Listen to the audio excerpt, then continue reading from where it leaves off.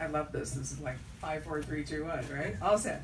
All right, so I'll start over again. Good afternoon, everyone. Thank you so much for coming. This is an exciting double launch party today because we have Dana's book, Death of an Eye, her new Private Eye series set in the reign of Cleopatra.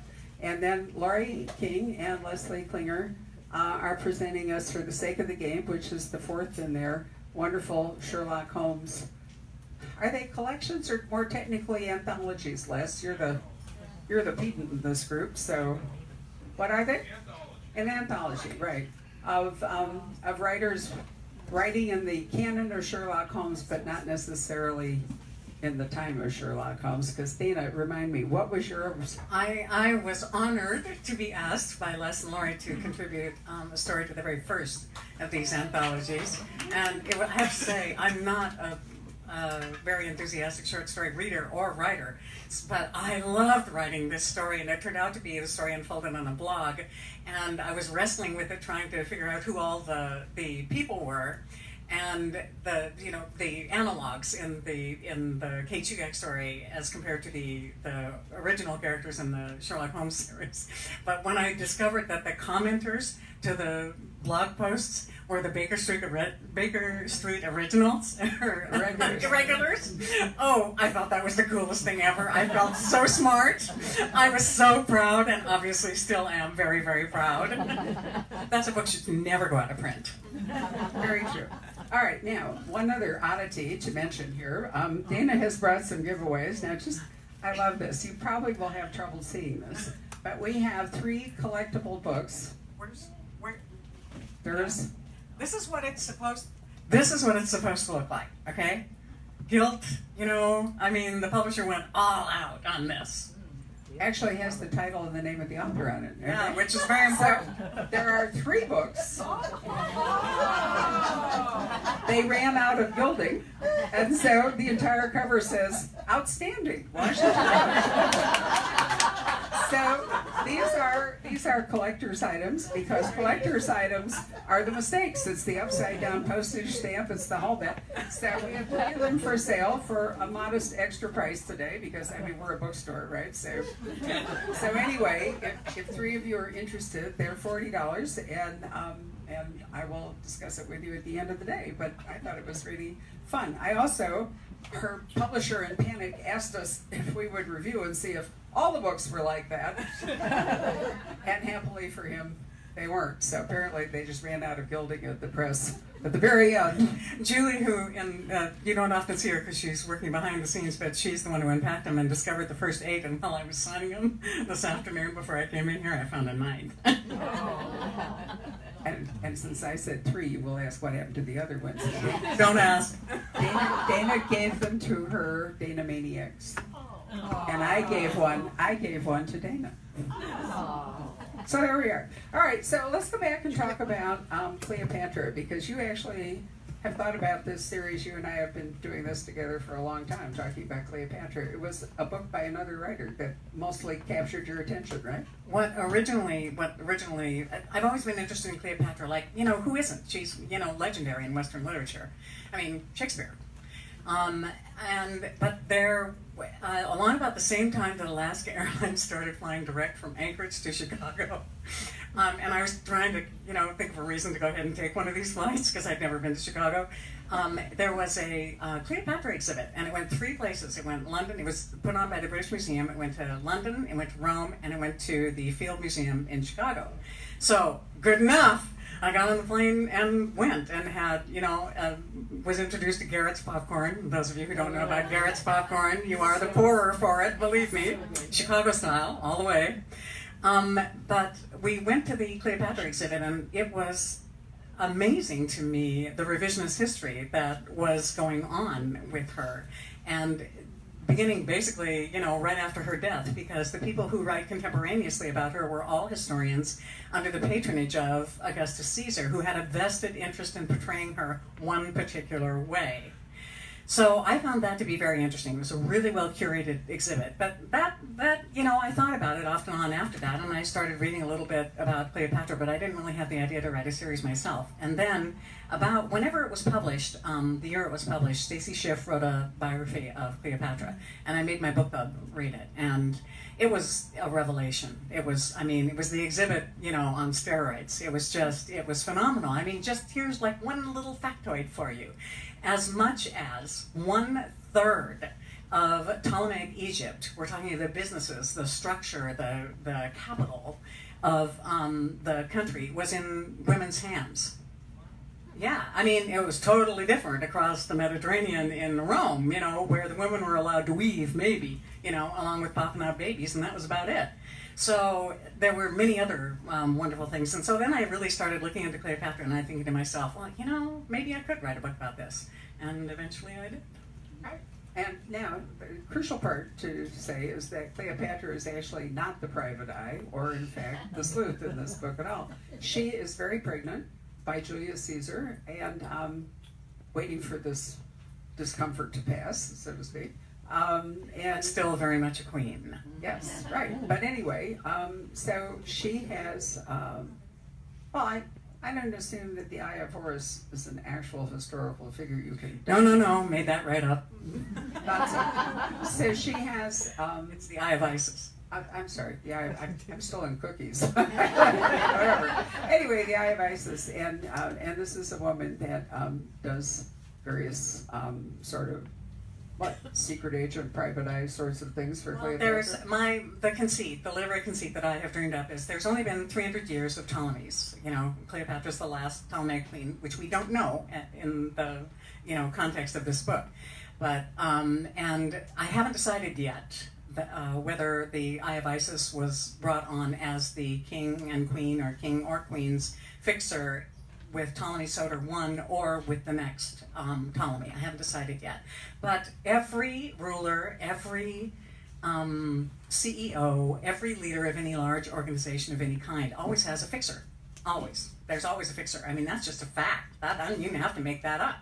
So I thought, well, what if there was a fixer for Cleopatra? And what if it was not a hereditary position, but a position that is chosen by every ruler in succession as they come along?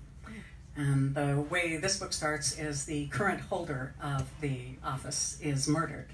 And Cleopatra calls upon her, one of her oldest friends, to find out how she died and bring the murderer to justice. Right. So the job is vacated, but temporarily being held back. And can she think that is not, it falls into a long historical tradition. And if you read Alexander Dumas, and you've read about the Three Musketeers, heads nodding here. So that we all remember Cardinal Richelieu, who was known as the Eminence Rouge, or the Red Eminence, or whatever. And then when he died, Cardinal Mazarin took his place, and he became the Eminence Grise. But these were the powers, the fixers, essentially, for the Bourbon kings. And Henry VIII had his share. Thomas Cromwell, for example, who arranged his divorce. We had many of those. Yeah. So, I mean, one for life, I'm sure. Historically speaking, that Dana's absolutely right. The job of the fixer is, well documented. We call it a hatchet man nowadays.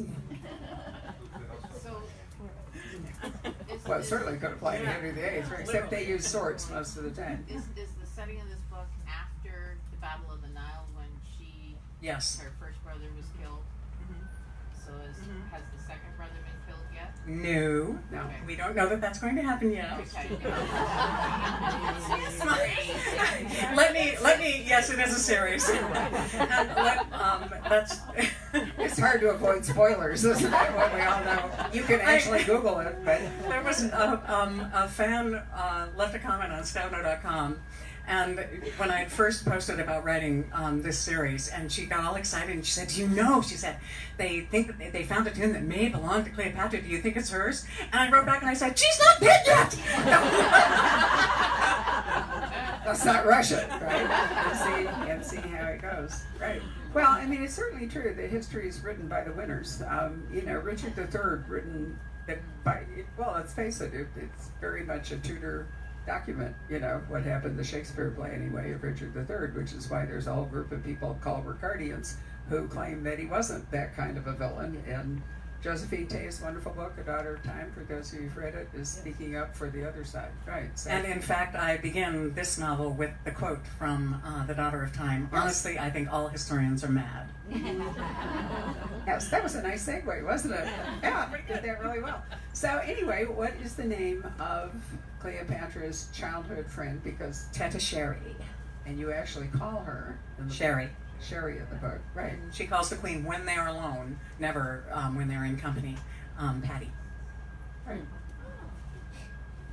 I hesitated about that. I'm glad to hear you guys that kind of a reaction, because I was thinking to myself, well, of course people had nicknames. You know, the only difference between us and 2,000 years ago is the tech, and it seemed like, you know, they'd known each other for so long, they'd gone to school together, they have all this common history. Of course they would have nicknames for each other. So what's going on in the realm, the background? We can't talk a lot about the plot, but what is it that, what's the incident? The instigating incident is the assassination of the eye, but then what? Not really giving anything away that happens like on the first page. Yes, she dies right away.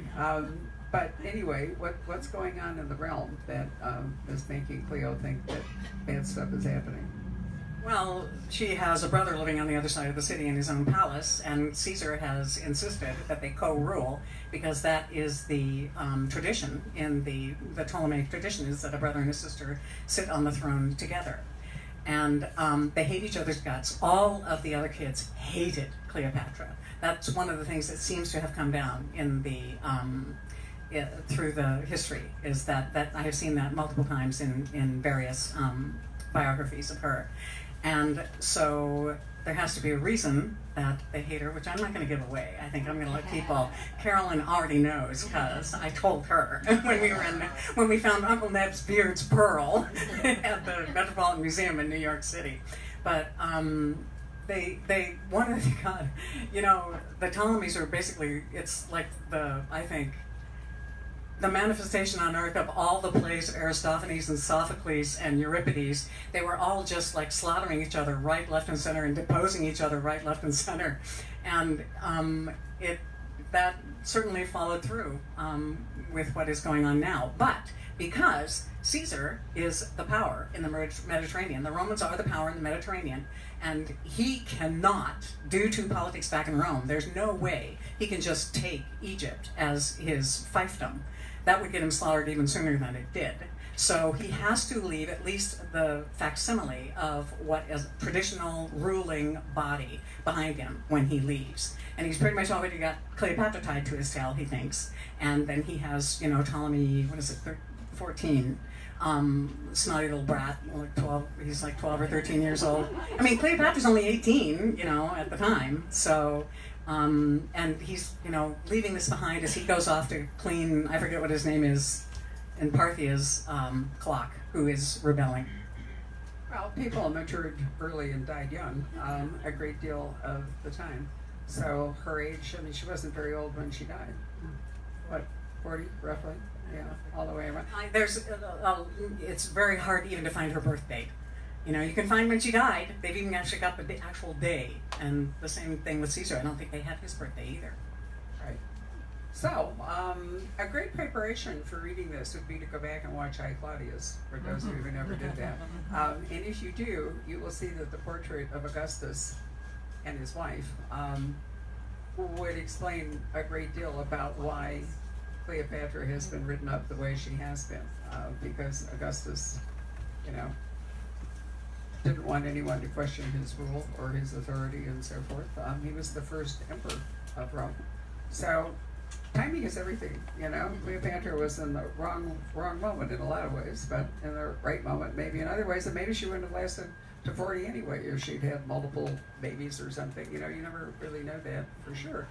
But there's a lot of other interesting stuff in the book, and Cleopatra's seat of government in her home was really in Alexandria. It wasn't in the old pharaonic capitals up the river, Memphis and Thebes and so forth. So Dana and I have planned a trip to Alexandria because I'm lucky enough to be working with her on these books as the editor. And much of Alexandria has fallen into the sea. So we're going to have to try to find what's left, right? And then other stuff. It'll be fun. Yeah. Anything else you'd like to say? Does anybody have any questions? You know, I don't want to give away too much of the. Yeah, Jody. Okay, without any spoilers, Yeah. do you know ahead of time who's going to walk into your book? Not always. God, I was just listening to Michael Connolly talk about this the other night. Not always. You have to leave room. You have to leave a lot of elbow room in the book for these, because the most unlikely characters will take off on you without really. I don't mean to sound like I'm, you know, somebody who speaks in tongues or anything, but I think maybe it's just intrinsic in being a writer that some characters are going to be. They're just going to sit up and speak for themselves and say, "Oh, wait a minute." That's what happened with Though Not Dead. Was that the 16th Kate Chuyak novel, I think? And you know, I got Jim off stage, so I didn't have to deal with the relationship, and he went on and had a life of his own. Annoying, but you know, when that happens, you have to pay attention. I always say, when the muse knocks, you have to get up and answer the door. I mostly know who done it. I did this time, but there are times when there's at least one time when I did not, and I got 2/3 of the way through the book and thought, "Oh, wait a minute, he didn't do that." So then I had to figure out who did. I mentioned this really is a private eye novel. I mean, you know, with the despite the history and all the rest of it, it's basically a solid private eye story. You know, which I love them. Karen? Well, that's kind of what I was thinking is because the Kate Chuyak, that's my catnip. You know, strong, the private investigator, you know, the DA investigator in Alaska, present day. This, to some extent, seems a departure, jumping back to ancient Egypt. But they say that every novelist can really only at the core write one book. And I'm just wondering if, I don't know that I believe that. They say that? It's like the core structure of a book. It's like everybody's kind of got one really big story that they write. Anyway, who knows? But I was just wondering if you could talk a little bit about what things you see in common between the Kate Chuyak novels and I don't think I would have had the guts to write this novel if I hadn't read the Stacy Schiff biography and seen the exhibit that I did at the Field Museum in Chicago. It didn't, you know, I have a tendency to think that, you know, regard everything as medieval prior to the 19th Amendment. You know, I don't think that I could have really believed that there was going to be this strong and independent a woman had I not read the Stacy Schiff novel and realized that women actually had rights, you know, in Alexandria in that time. And if I hadn't realized that, I'm not sure I would have been able, I wouldn't have conceived of this idea. Certainly they're strong and independent women, both of them. I don't think they're the same character at all. I think her question was, you know, why did you write it as a private eye novel? Because you could have set it up to be something different if you. Well, it's kind of what I do. That's just what her point was, really. Yeah. And I've written historical fiction, I've written science fiction, I've written a couple of thrillers, written a bunch of short stories. You know, I write what the spirit moves me or what somebody pays me for. I'm sorry to be crass, but, you know, I like to eat. Well, but I think it's a really good point for some of you who are thinking, well, you know, I really like Kate Chuyak, but why do I want to read about, you know, the Eye of Isis and all? It's really not going to be that different a reading experience. It's just you're not going to be in Alaska. You're going to be in Alexandria with different characters. And no phones. Well, no, all of that. But I mean, the basic drive of the story, you know, is going to be just as much fun for you if you're, you know, if you're reading. Okay, actually, you know what? Life was a lot simpler before tech. You know, you didn't have to deal with all that stuff. I don't buy that for a minute. You don't think so? I How's do not it more think so. difficult? No, I don't. I do not. I think people will make up every possible way to make life more complicated if they possibly can in any era, in any age. Well, without giving anything away, and I won't mention what it is, but there is actually a technology at work. Yeah. There really is. And the possibilities for it, you know, not going the way it should are really interesting. Cleopatra is really kind of cutting edge. I mean, if you read about her, forget the asp. That's probably apocryphal. In fact, she might have. Sorry, Carol. Carolyn. She was a.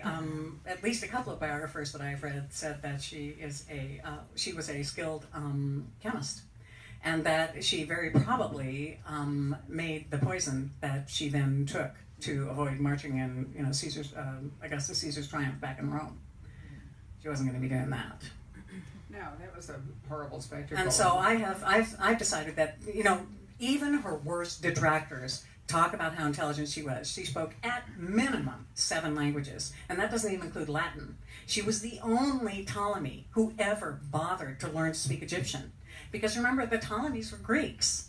They all lived in Alexandria. And the Egyptians, over which she also ruled all the way up the Nile, none of the Ptolemies even bothered to learn to speak their language until Cleopatra, which may be the reason that the Egyptians, Cleopatra was the only Ptolemy against whom the Egyptians did not rebel. So while this book is going on, Julius Caesar is in Alexandria.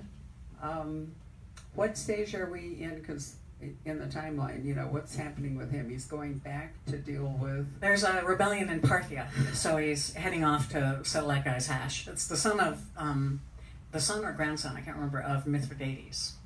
And Mithridates, he died old guy. And so he has to go. He's probably been getting increasingly shirty bulletins from Rome saying, "What are you doing screwing around in Alexandria? Get over here and take care of this rebellion." And it's the rebellion after which he sends the famous words to Rome, "Veni, vidi, vici." And he's about to leave to go do that, but he hasn't quite left yet. And as I posted on the Daily Maniacs page, speaking of characters, Jody, that I really didn't anticipate or really didn't have any idea until I wrote him how I felt about him. He marched out on stage, and I thought, as the words are coming out of my mouth, I'm thinking, man, I really don't like this guy. Anyone else have a question? I didn't Yeah. think any of his guys. So just to clarify, not only was she powerful, Cleopatra, but women of the era, because Yes. we're now seeing Victoria and Elizabeth and Mary Queen of Scots, who were all very powerful women, but set in an era where women didn't have much. Oh no, women had rights. They could marry where they chose, they could divorce, they could get alimony, they could keep custody of kids, they could have jobs, they could own businesses and operate them. I mean, it's really kind of, staggering when you think we're talking, 50, 60, 70 BC.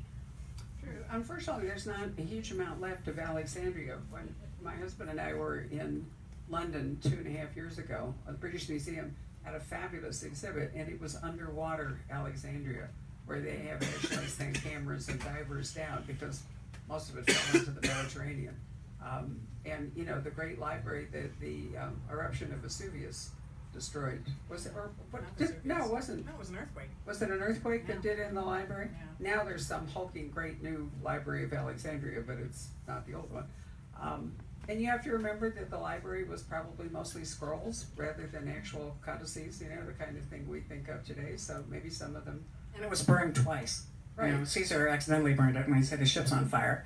And it was also, who was the guy? There was Hypatia and the crazy guy. This was like 400 years after Cleopatra, so I'm not up with it.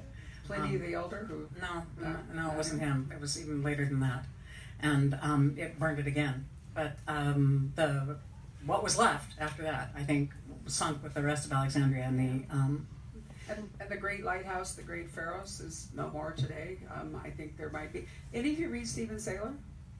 Because there are, his most recent books, if you recall, he's in Alexandria for one of them and talks about the great lighthouse. The Seven Wonders of the World book that he writes is really worth reading because he goes and visits all the 7 wonders of the world, including the Pharos, which is one of them, of course. Yeah. So, I mean, we can't really tell today what a brilliant city Alexandria was, but it was where the Ptolemies. Do all of you know where the Ptolemies came from? He was one of Alexander the Great's generals. And when Alexander died, those generals parceled up what Alexander had conquered, and Ptolemy got Egypt. It was the plum. It was the plum of Alexander's empire, and there are rumors, at least in some of the histories I read, that the original Ptolemy, may actually have been a half brother of Alexander by Philip of Macedon. Oh yeah. Yeah. Yeah. I mean, historians all mad. Let's not forget. No, I'm not taking any of this as gospel.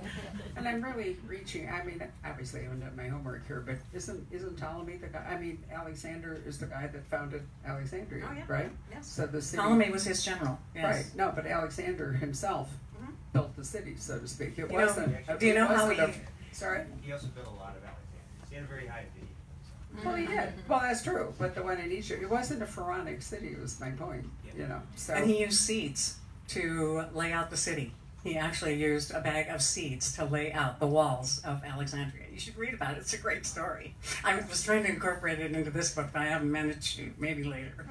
But that's why the dynasty wasn't really that old, you know, in Egyptian standards, because some of them, you know, go back millennia, but, or at least centuries and centuries, but it was like 300 and some years. You can see if you go to the Metropolitan Museum of Art in New York, it's interesting because you can look at the sarcophagus and the sarcophagi and all for the pharaonic ones, and then you can move up towards the front and they have some sarcophagi from the Ptolemaic era. They have usually are painted women's face, often women's faces painted on them and so forth. So it's a real difference. It's very Greek compared to Egypt. It's really fun to think about that time.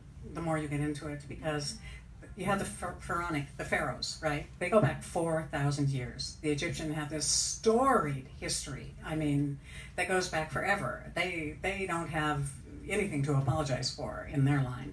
And then you have the Ptolemies, who have only been there for 300 years. I mean, if you think about it, it's not really a surprise that they were continually rebelling against them, the Egyptians, against the Greeks, against the Ptolemies. Anyway, you're planning another book? Yeah, I am. I'm gonna. Well, I mean, do you mean the book I'm writing now, or do you mean? Yes, What? I'm. This is You could meant to discuss be a both. beginning of the series. Okay, right. So this isn't going to be just one book. There'll be at least one more. I have to say possibly too, it's been a long time since I started a new series, and I had forgotten how hard it was. Because what you're trying to do is create a setting, a place, a time, and characters, most importantly, that not only do I want to write, but you want to read, you know, to pull people along in the series, because it is all about character, and I'm sure you already know that since you are in a bookstore. So I'm, the next Eye of Isis novel will begin with Pediceri in the library reading the past cases of previous Eye of Isis. Oh, Lord. I love that. It's like the old file drawer, you know? Pull it up. That's so great. All right, she could have it now. She probably doesn't have a desk with a bottle in the Well, bottom. I mean, if Nick put it in here, it should. Yeah? It should actually say. It should. By the way, there's excellent maps in this book, Yes. which is very helpful. I think. Dr. Sherry Norton, if you're watching. Thank you. But I think it's really helpful when you're in a place it's not familiar to you, if you have a chance to look at it. No, I don't. Oh shoot, he took it out. You did, huh? I think, yeah. Yeah, shoot. I had the being, you know, by her own hand of the, I forget, I can't remember. You know what? Next time, next book, I will bring it and I'll read it to you. Okay. And are you possibly writing another book between now and the time you write the next? I'm working on the 22nd Kate Chugach novel as we speak. It is called No Fixed Line, from a poem by Robert Frost, and in it there's a plane crash. It's New Year's Eve and there's a plane crash in the Quilax just above Niniltna, and it's going to pull Jim temporarily and unofficially out of retirement, and at the same time Kate is the beneficiary of a will which she doesn't want and doesn't want to have anything to do with, and you will see why as it unfolds. I picked a really tough topic this time, and it's been a bit of a grind forcing myself to do the work, but I think it'll be a good book. This time next year, you know, November probably, because we're going to Egypt. So yeah, November of next year probably will be when it comes out. So I can add that having a writer as a house guest is a really sort of unnerving experience, because she's back there in her room, and then these cackles emerge, or conversations, or loud cries every once in a while, or cursing, or whatever it is, you know. So I stay clear of her when she's actually doing that. My office is totally at the other end. We have a very big house that is way at the other end of the house, but every once in a while I can still hear you.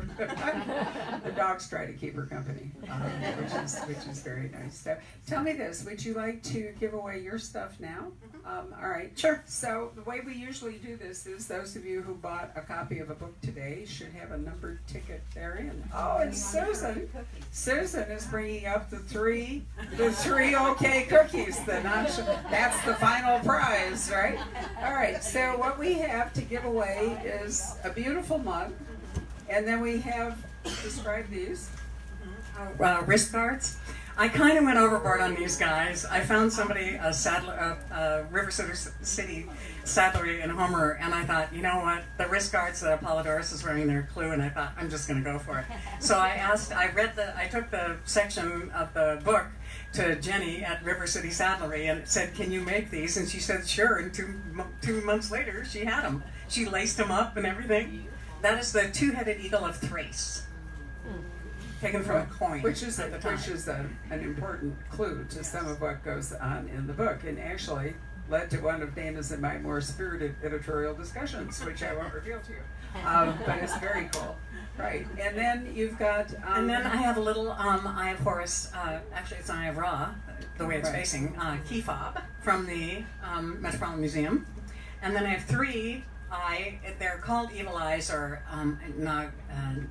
Nazaku, I can't remember what they're called. And they're sort of, she's the Eye of Isis, it's true. But I wanted something simpler to describe in the text, and so I thought of these that I had brought back from Turkey. And so we'll be giving, this is basically her emblem of office in the book. So there's three of those to give away. Are these separate? Huh? Are these separate? I'm counting. Those are separate. Separate. Yeah. Okay. So one, two, two. three. And then also a pair of Uraeus earrings that are very, I mean, they're I got them off Etsy. And You could have said you imported them from Alexander. No, sorry, I got them off Etsy. Somebody made them, and I thought, oh, I'm giving those away at the event. And you'll see these kinds of earrings they're all over the illustrations from the time and the carvings of the tombs and stuff. They're really weird earrings. And then a mug, I think I counted which 9. has my favorite quotation from the book in it. It says, "You've been to Rome then, lady. If nothing else, your Latin gives you away. You sound like Cicero at his most poisonous. My compliments." Lots of fun. So it looks to me like we have 9 altogether. So John, do we have a number? I mean, what? Sorry? Hey, okay, 27. Got it. You do. 1, 2. Oh, you're giving away the eyes all the Oh time. no, that's right. Okay. I thought there were 7, 8. 8. There's 8. Yeah. Okay, all right. So you get to pick between 1 and 27 various numbers. Okay. Okay. 3. For the mug. Yay. I love the mug. There you go. Okay. All right. And then we're going to separate these guys. No, those are gonna go. Those one are pair. That's what I just asked No, you. no, no. Oh, okay. Oh, these. I thought you meant these. No, I Yeah. meant these. All right. Okay. And for the Eye of Horus key fob, 7. Okay. All right. Carry on. 10. For the oh God. You want me to? You want me to? No, no, no, That's no. okay. You would appreciate it more. That's not fair. All right. You're getting the wrist guards. They actually should go to a guy anyway. Well, certainly. Yours might work, but still. I haven't checked, sir. Yours pierced now. Okay, for oh, that's right. Yeah. The Uraeus earrings. How about 15? 15. Oh my gosh. Okay, this row is on a roll. Yours too. Perfect. All right. And then you had those to give away separately, right? Here, I'll hold on.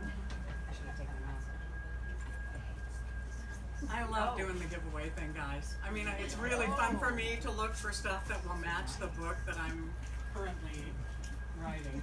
I mean, it's not like I don't make a living out of it. It's just when I run across them. You were at 15. You're working your way up. Okay, all right. 21. Oh, is that you? Surprise. There you go.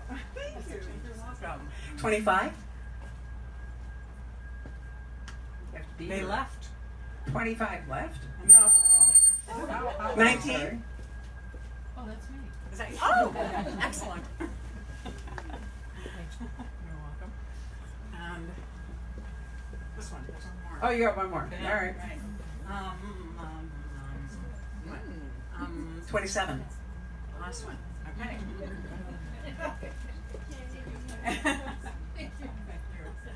And you have to pick for the last one. I knew you were going to ask me to do the cookies, right? It was my kitchen, right?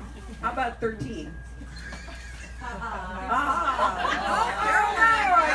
Carolyn. Okay, all right, Carolyn. We will give those to you. Now, the good news is that Lori has also brought some Sherlockian giveaways, so you get another chance, people, to do all this, right? So, let's thank Dana for her presentation, which is great.